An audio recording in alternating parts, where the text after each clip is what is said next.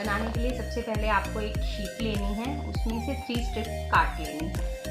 फिर first strip को ऐसे फोल्ड कर लेना है और सेकंड को भी हम फोल्ड कर लेंगे और फिर इन दोनों के जो ये फर्स्ट स्ट्रिप थी सेकंड को इसके बीच में ऐसे सेट कर देंगे।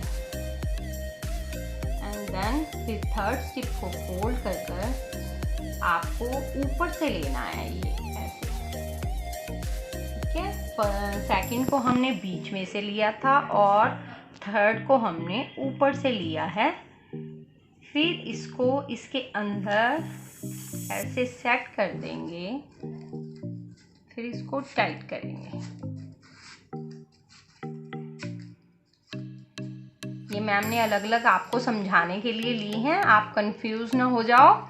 आप एक जैसी ही लोगे ऐसे हमारा फैन बन जाएगा।